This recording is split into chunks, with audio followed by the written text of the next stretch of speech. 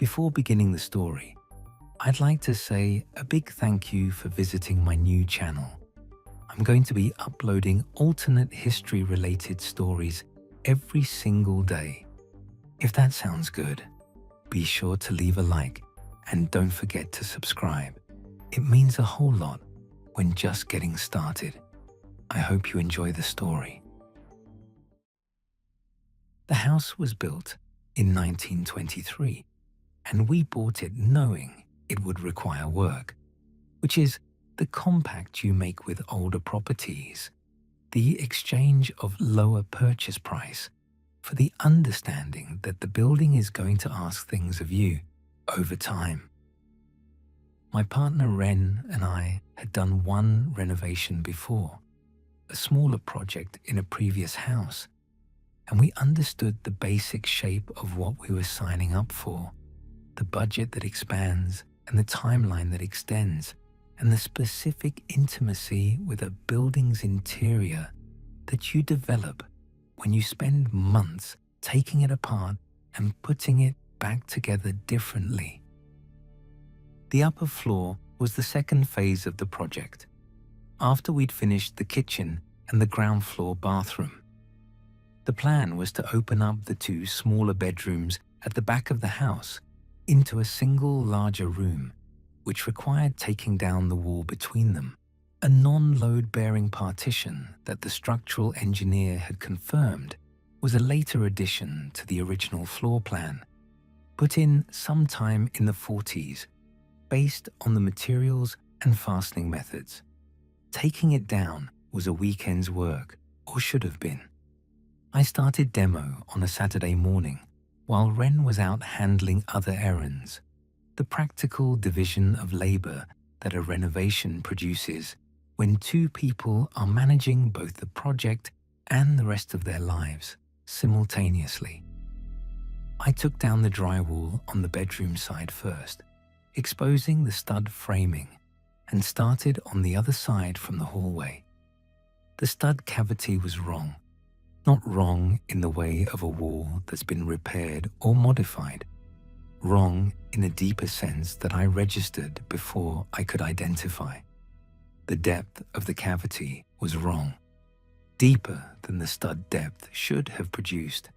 And when I pulled the next section of drywall and looked into the gap with my work light, I understood why.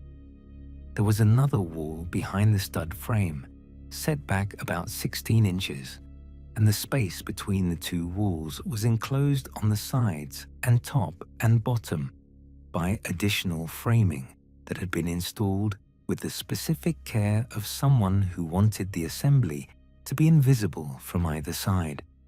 A void, a deliberate constructed void inside the wall between the two bedrooms, framed and enclosed with enough skill that it had survived decades of the house changing hands without anyone tearing into the right wall at the right point to find it.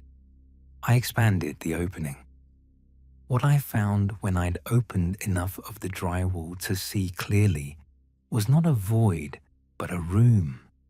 The framing extended further than the wall depth should have allowed, and when I got a light inside and looked around, I understood that the room extended beyond the footprint of the wall into a space I hadn't been able to account for from either bedroom, using the dead space above the stairwell and a section of the upper floor's layout that had always produced a slight geometry that the floor plan didn't explain, but that I'd attributed to the idiosyncrasies of old construction. The room was roughly 8 feet by 10. No windows, no other entrance that I could see from the opening I'd made. The floor was the same wide plank wood as the rest of the upper floor and had the worn quality of a surface that had been used regularly over a long time. Against the far wall, a narrow cot, the kind that folds, folded and leaning. A wooden chair, old, the kind of simple chair that shows up in houses built in this period and that nobody throws away because it's solid and it works. A shelf on the right wall with things on it that I couldn't see clearly at the distance and angle I was working from. I called Ren. She came home and I showed her the opening, and she looked into the room with the work light and said what we were both thinking, which was, "What is this?" We widened the opening enough to enter, and we went in. The shelf held a collection of objects that had the quality of a life reduced to essentials, rather than a storage collection. Things someone had needed, rather than things someone had put away. A tin that contained what turned out to be a small amount of long-dried food, a cup, a rolled blanket on the cot, a container of matches, a book with a broken spine that had been read to destruction, and at the back of the shelf, a collection of paper, folded and stacked, that turned out on examination to be a partial journal, pages torn from a bound book and kept together without the book, covered in close handwriting that I read enough of to understand its character before I set it aside to read properly later. The journal was not what I want to describe right now. I'll come back to it. What I want to describe is the air in the room, which was the air of a space that had been closed for a long time, but which had a quality underneath the closed space staleness that I can only describe as occupancy, the specific atmosphere of a space that has been regularly inhabited, developing something that persists beyond individual use, the way a bedroom smells like the person who sleeps in it even when they're not there. We spent about an hour in the room, the first day, looking at everything without moving much of it. The instinct of people who understand they found something that should be documented before it's disturbed. Ren photographed everything in situ. I made notes. We went back downstairs and ate dinner and talked about it, with the fractured attention of people whose minds are still in the room they came from. I started researching the house's history the following week. County records, historical society files, the chain of ownership going back to the original construction in 1923.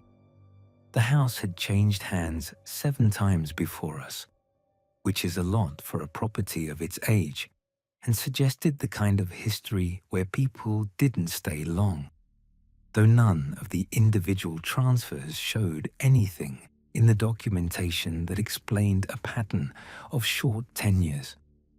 The room appeared in none of the documentation, which was expected since its existence was clearly intentional and secret, but the absence was still its own kind of information. I contacted 2 of the previous owners, the most recent and the one before, using contact information I found through a combination of public records and reasonable searching. The most recent previous owner, a man who had owned the property for 4 years before selling to us, responded to my email after 3 days with a message that was brief and that I read several times because its brevity was the most informative thing about it. He said he hadn't been aware of any hidden room and that we should contact a lawyer if we had concerns about the property's disclosure. 11 words of substance, no elaboration, no curiosity about what we'd found, no questions about what was in it. The absence of curiosity from a man who had lived in the house for 4 years and was being told it contained a secret room was a more expressive communication than the words themselves. The owner before him didn't respond. The journal was written by someone who had been in the room across multiple periods based on the internal dating, which was inconsistent and sometimes absent, the writing of someone who was not keeping a careful record, but who had a need to write that overcame the absence of purpose. The handwriting was consistent across the pages in a way that suggested one author and a sustained period of use. What the journal described, in the oblique and careful language of someone writing for themselves rather than for a reader, was observation. The writer had been in the room for the purpose of watching the house, watching its occupants, and the pages that described what they watched were the ones that shifted the room's character in my understanding from strange to something more troubling than strange. The aperture was in the wall on the room's interior, facing what was now the wall of the larger bedroom we were creating, and I found it on a close inspection of the room's surfaces 2 days after we found the room. A circular opening about 1 inch in diameter, bored through the wall at a height and angle that gave a direct sight line to the area of the main bedroom that included the bed.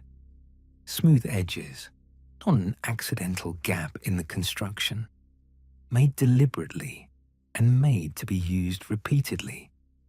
The wood around the opening worn in a way consistent with something being placed against it many times.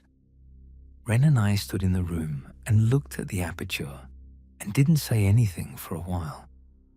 I found the evidence of recent use in the second week of the investigation, which is what I'd started calling it in my own head, because the process of understanding what we'd found had taken on the character of investigation, whether I'd intended it to or not. The cot, when I looked at it more carefully than the first day's documentation pass had allowed, had a compression pattern on its canvas surface that was not the compression of something stored long-term in a folded position. It was the compression of something that had been unfolded and used and refolded within a period recent enough that the canvas hadn't relaxed back to its storage shape. The house had been vacant for 4 months before we bought it. Vacant in the sense that no one had been authorized to be in it, that the utilities had been at minimum and the property had been in the management of the estate that had handled the previous owner's affairs. Someone had been in the room during those 4 months. The external access point took another week to find, and I found it by following the logic of the room's construction rather than by searching blindly. A room built to observe the house's occupants from inside the house's structure, accessed without using any of the house's ordinary entry points, required an entry that bypassed those points.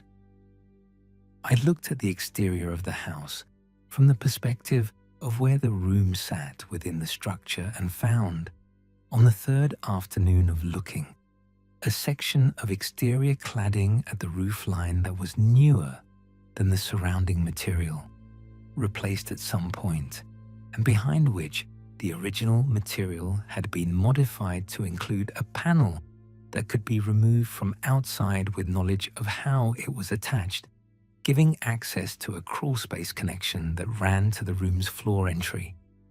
Someone had built a way into a hidden room inside the house that required climbing to the roofline and removing a panel and navigating a crawlspace, specifically so that they could be inside the house without entering through any door or window. I sealed the panel from the inside, and I sealed the aperture in the wall, and we completed the renovation, and we live in the house. Those are the facts of what we did. We made the decisions that seemed most practical, the decisions that a person makes when they've found something that can be contained if they treat it as a practical problem rather than sitting with what it actually is. What it actually is, in the hours when I'm not treating it as a practical problem, is this. Someone designed and built a room inside a house specifically to observe the people living in it, with an access point that required significant effort and knowledge, and used that room at some point during the 4 months the house was empty between its previous owner and us, which means they were still using it in the recent past, and the recent past was recent enough that the canvas of the cot hadn't finished relaxing. I don't know if they know the panel is sealed. I don't know if sealing it changed anything for someone who built their own entrance and has presumably been using it for longer than we've lived here. I don't know if we're the intended audience or if we're incidental, if the observation was for a purpose that has concluded or for one that is ongoing. What I know is that we live in the house and the room is sealed and the renovation is done and the bedroom is larger and more open than it was, which was the goal, and that sometimes I wake up at 2 in the morning and lie in the dark thinking about the aperture and what was on the other side of it for however long it was in use and what it saw. The sealed wall is still there. We drywalled over the opening rather than removing the room structure, which was the practical decision, the easier finish. The room is still in the house, just sealed, just dark, just waiting, possibly, for whoever knows how to open the panel from outside to decide whether to open it. I've been sleeping on the other side of the bed since we finished the renovation, which puts me further from where the aperture was. I haven't mentioned this to Ren. She might have noticed. I haven't asked.